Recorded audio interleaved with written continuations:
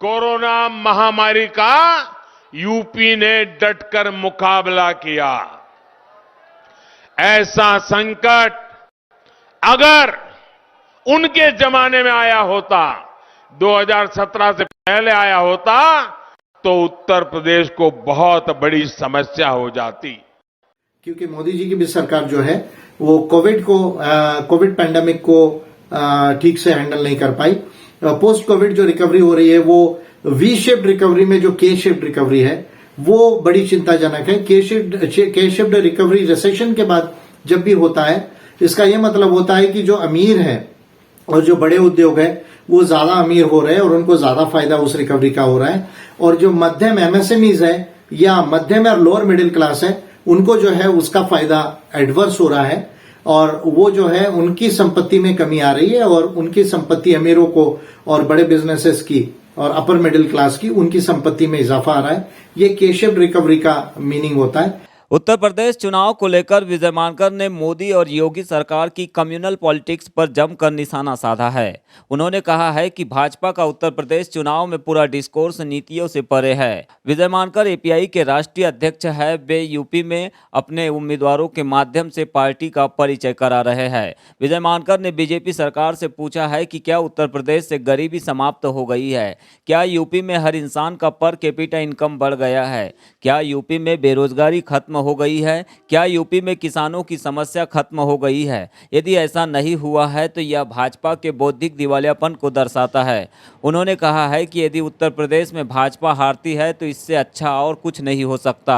इसका संदेश पूरे देश में जाएगा क्योंकि केंद्र की सरकार भी कुछ विशेष कार्य नहीं कर पाई है। तमाम वेलफेयर स्कीम में बजट कटौती की गई है। इससे देश के लोगों को कोई भी बड़ा लाभ नहीं मिलने वाला है। इसीलिए भाजपा के डिफीट होने से देश में नई नीतियों पर कार्य शुरू होगा। उन्होंने कहा है कि एपीआई इस चुनाव में केवल अपना परिचय कराने जा रही है। हमारे जितने भी उम्मीदवार मैदान में हैं वो नीतियों के आधार पर लोगों से वोट मांग रहे हैं। उत्तर प्रदेश चुनाव अभी जो है वो चरम सीमा के तरफ आ रहे हैं।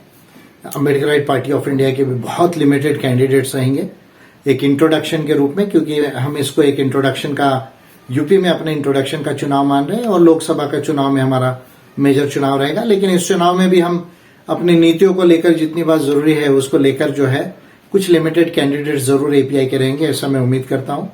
अब यूपी के चुनाव में गर्मी की और चर्बी की बात चल रही है और हिंदू मुस्लिम की बात चल रही है, मंदिर मस्जिद की बात चल रही है। मैं समझता हूं कि यह संयुक्तिक नहीं है। कोई भी चुनाव, कोई भी पॉलिटिक्स जो है वो नीतियों के आधार पर होना चाहिए। अगर वो नीतियों के आधार पर नहीं है तो वो व्यक्ति के और परिवार के या किसी भी समुदाय के, किसी भी सेक्शन के सर्वांगीण विकास में वो कारगर नहीं हो सकता।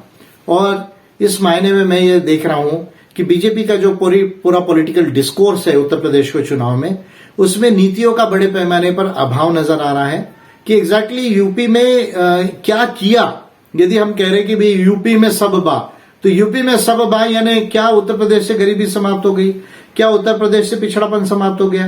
क्या उत्तर प्रदेश से जाति व्यवस्था का भेदभाव जो है वो कमजोर पड़ गया? क्या उत्तर प्रदेश में हर इंसान का जो है वो पर कैपिटा इनकम बढ़ गया?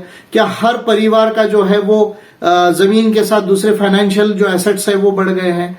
क्या आपकी एम्प्लॉयमेंट जो है वो उत्तर प्रदेश के अंदर में जो है वो निर्माण हो गई? क्या किसानों का जो fair value of the crops है, अगर मैं मिनिमम सपोर्ट प्राइस नहीं भी कहूं तो फेयर सपोर्ट प्राइस जो है या फेयर प्राइसेस जो है, क्या किसानों को जो है वो देने में यूपी की गवर्नमेंट जो है वो कारगर सिद्ध हो गई? ठीक है, रोड बनाना, ब्रिज बनाना, कुछ यूनिवर्सिटीज बनाना, ये अच्छा काम है। मैं ये नहीं कहता हूं कि अच्छा काम नहीं है, पर जब तक हम व्यक्ति और परिवार और वेरियस कम्युनिटीज के ओवरऑल डेवलपमेंट का पैरामीटर नहीं देखेंगे, उसके लिए किस तरह की नीतियां इंप्लीमेंट होनी चाहिए, आपकी गवर्नमेंट ने 5 साल किस तरह की नीतियों को इंप्लीमेंट किया और आगे कैसे इंप्लीमेंट होनी चाहिए, इस पर यदि बात नहीं करेंगे तो वो बीजेपी के बौद्धिक दिवालियापन को जो है वो प्रदर्शित करती है। तो मैं समझता हूं कि मंदिर मस्जिद की बात करना, धर्म की बात करना, जाति की बात करना और साथ में फिर जो है वो गोली भी चली है उत्तर प्रदेश में, मैं समझता हूं ओवैसी के ऊपर में, और ऐसा जो प्राइमरी इन्वेस्टिगेशन हुआ है उससे वो लोगों ने कन्फेस भी किया है कि भाई हम उनकी जान लेना चाहते थे। ओवैसी जी से भले ही मैं एग्री नहीं करता हूं उनके कम्युनल एजेंडे से, चाहे उनके छोटे ब्रदर हो या वो स्वयं हो, उनका जो कम्युनल एजेंडा है उससे मैं स्वयं जो है वो इत्तेफाक नहीं रखता हूं। लेकिन संवैधानिक लोकतंत्र में और किसी भी मानवीय सभ्य समाज में किसी की जान ले लेना ये बिल्कुल जस्टिफाइड नहीं हो सकता। अगर आपको किसी के विचारों से आप डिसएग्रीमेंट है तो आप विचारों का मुकाबला विचारों से कीजिए।